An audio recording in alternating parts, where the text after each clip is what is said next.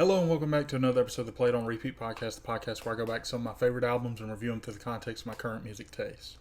On this one, we're going to be talking about 1984 by Van Halen. This one's the band's sixth studio album and the last full-length studio album to feature all four original members of the band. The album has sold over 10 million copies worldwide, and it was well received by music critics at the time. Rolling Stone ranked the album number 81 on the list of 100 greatest albums of the 80s. It reached number 2 on the Billboard 200 and remained there for 5 weeks, kept off the top spot by Michael Jackson's Thriller, on which guitarist Eddie Van Halen made a guest performance on that album as well. This one is my personal favorite album from the band, kind of in competition with Van Halen 1, and I'm going to give it an 8.5 out of 10 before this listen. Let's get into the songs. Song 1, 1984. This one is a short instrumental intro track for the album. It features heavy keys and synth, just kind of phasing in and out, and then it fades as we start to hear like an alien computer type of sound you'd hear in a sci-fi movie. This one is 1 minute and 7 seconds and isn't enough of a track for me to rate. It's just a short intro to the album, so I'm not going to give it a score out of 10. Song 2, Jump. This is Van Halen's most successful single. It reached number 1 on the Billboard Hot 100. The song differs from earlier Van Halen songs in that it's driven by a keyboard riff, although the song does contain a guitar solo. Jump was one of the few Van Halen songs originally recorded by Roth that Sammy Hagar would perform live whenever he joined the band after David Lee Roth left. And the synth line for this one was written in 1981 by Eddie Van Halen, but it was rejected by the other members of the band at the time. In 1983, the producer asked Roth to listen to the unused song idea, and Roth rode around listening to it in his 1951 Mercury with a roadie from the band, and he listened to it repeatedly to come up with a lyric for it. He remembered seeing a TV news report the night before about a suicidal jumper. Somebody jumped off a bridge, and he thought that one of the onlookers at such an event would probably yell, "Go ahead and jump." Probably a douchebag, but somebody would say that. And he bounced on this suggestion from the roadie, and he agreed it was good. However, instead of describing a potential suicide, the lyrics were written as an invitation to action of love and life. And he later told Musician Magazine that the roadie was probably the most responsible for how it came out. The song opens with that now iconic synth line and a scream from Roth. The drums join soon after. This is one of the band's most catchy songs, which is probably why it had so much success commercially. We follow a really simple but effective song structure throughout the entire song, and as always, Eddie Van Halen delivers a great solo in this song. He was just such a unique player. He's one of those guys that you can 100% tell it was him anytime he starts playing his guitar, which is actually why we know he was featured on that Michael Jackson album that I mentioned earlier. I don't think he was actually even credited for it at the time, but you can tell when you hear the solo in that song that it was Eddie Van Halen. The song fades out on the same synth that introduced it. This one was 4 minutes and 1 second. It's the band's most successful single for a reason. It's an amazing song, one of the best from the band. It's a 9 out of 10 for me. Song 3, Panama. Despite its name, the song has nothing to do with the country. Instead, the song was reportedly written about a car.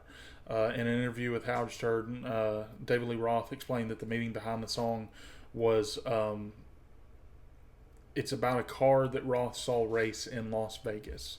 Its name was Panama Express. Hence the title of the song. Roth wrote the song after being accused by a reporter of singing only about women, partying, and fast cars. He realized at that point he had never written a song about a fast car, so he decided he was going to. And the song opens with one of my favorite guitar parts from Eddie. Definitely my favorite to play myself. Roth joins as well as the drums and bass a few seconds into it. The chorus in this one is a simple chant of Panama, just kind of 4 times in a row. But it works very well in this song. It's all the song needs it for a solo for a chorus. The solo in this one is one of Eddie's best, in my opinion. It's really short, but I love it, and how they use it to bring the energy down at the end of it. And after the solo, you hear Roth start talking a few lines, like a spoken word, a few lines, and you hear a car revving, and that car is actually Eddie's Lamborghini. I think it was I can't remember which model of Lamborghini it was, but it was his Lamborghini that they like put microphones up to at the studio to capture that sound. We go out on the instruments cutting out, and one last shout of Panama from David Lee Roth. This one's 3 minutes and 30 seconds, and it's the song I think of when I think of the band personally. This is probably my favorite from them. It's a 9.5 out of 10 for me. Song 4, Top Jimmy.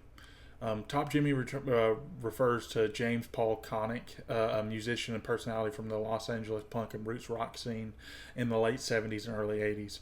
He earned the nickname Top Jimmy from his job at the fast food stand called Top Taco. He was also the frontman for the band Top Jimmy and the Rhythm Pigs, which is mentioned in the song. Van Halen paid tribute to him with this song. The song opens with a really cool, clean part from Eddie Van Halen. It's full of like natural harmonics and stuff, which is something that he always does that I really enjoy. And it has some slide guitar fading in as well. This one's really a different style of song from the rest of the album, and I really enjoy it for that. It's more bluesy than the rest of the album. The solo in this one I think is underrated from Eddie. And I don't hear many people talk about it, but I really like it. We end on a cool drum fill from Alex. This one was 2 minutes and 59 seconds, and like I said, it's really different from a lot of the band's other stuff on the album, but I really enjoy it. It's an 8.5 out of 10 for me. Song 5, Drop Dead Legs.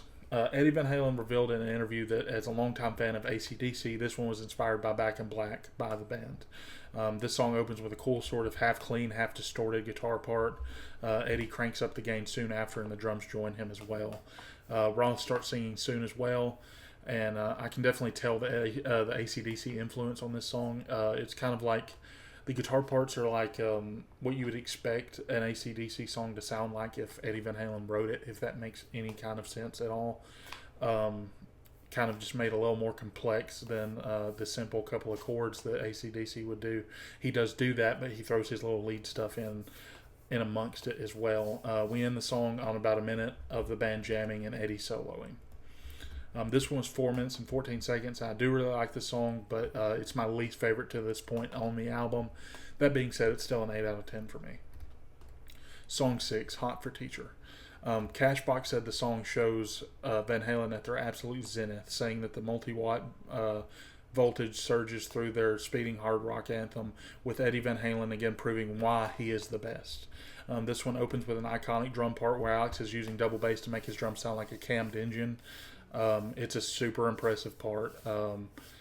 A lot of drummers that I know aren't able to pull this off, and I know a handful of people that have attempted it and they haven't been able to figure it out. But Eddie joins him soon after with one of my favorite tapping parts from Eddie. I'm not going to say he invented tapping because it's kind of debated whether he did or not, but he's kind of the first person to popularize two-hand tapping on guitar, and this is one of my favorite parts of that nature from him.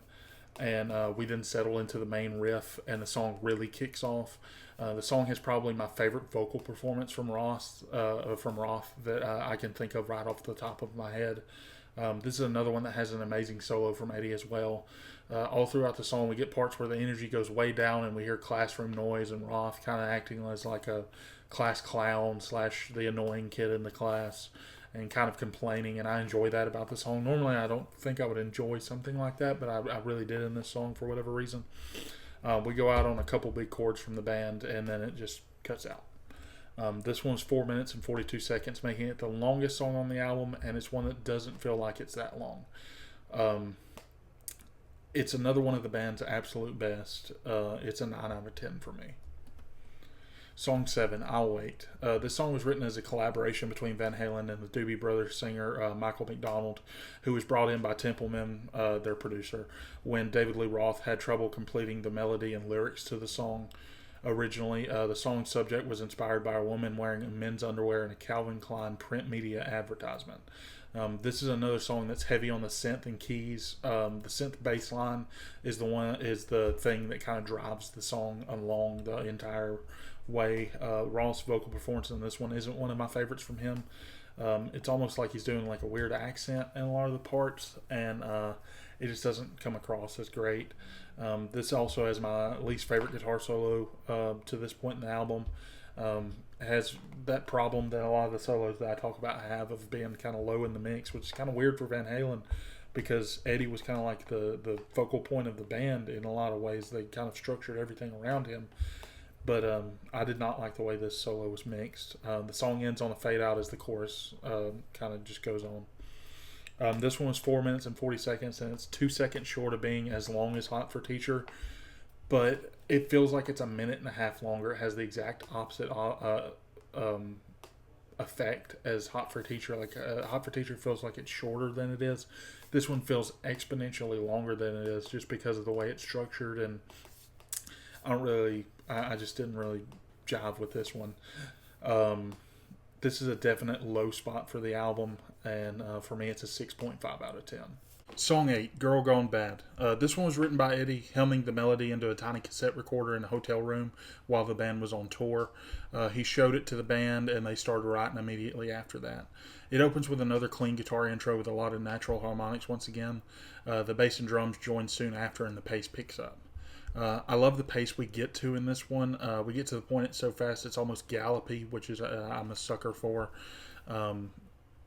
Which you can tell if you look through all the albums that I've covered in this channel, that I'm all about that kind of a song. Eddie's also going crazy with leads all throughout this song, but this is another solo from him that's super underrated in my opinion. After the solo, we wind back down into the parts from the intro, and we go out on both Alex and Eddie jamming together and going crazy together. This one's 4 minutes and 33 seconds, and it's another super underrated song from the band. I feel like it should get a lot more love. It's an 8.5 out of 10 for me. Song 9, House of Pain. This one was written in the band, by the band in their early days, but put on the shelf for years until it was finally used for this album. It opens with a really cool kind of funky guitar intro, another like really different thing for the band. Then we get into a more Paul Muti main riff. I really enjoy the drums in this one, especially. Eddie does some lead parts throughout, and once again, he has a super cool solo in this one as well. The whole second half of the song is just the band jamming and Eddie soloing.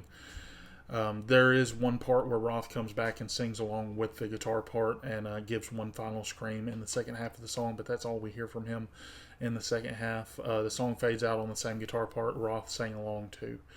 It just continues until the end of the song. This one was 3 minutes and 19 seconds, and it's another really solid one. Don't know why it took the band so long to put this onto a record, but I'm glad that they finally did because I really enjoyed this song. It's another 8.5 out of 10 for me. With that all added up and averaged out, we came to an 8.4 out of 10, just below where I had it before this listen. The only surprise I had on this one was the low spot of the album being all the way down at a 6.5 out of 10. But I had to be honest with myself, and I just didn't enjoy that song all that much. But the rest of the album held up and was just as good as I remembered it being, which I'm very glad about. With that all being said, we're done here, and I just have to say thank you so much for watching, and please like and subscribe if you enjoyed, and come back to see me on my next video. Also, if you haven't, please follow my TikTok.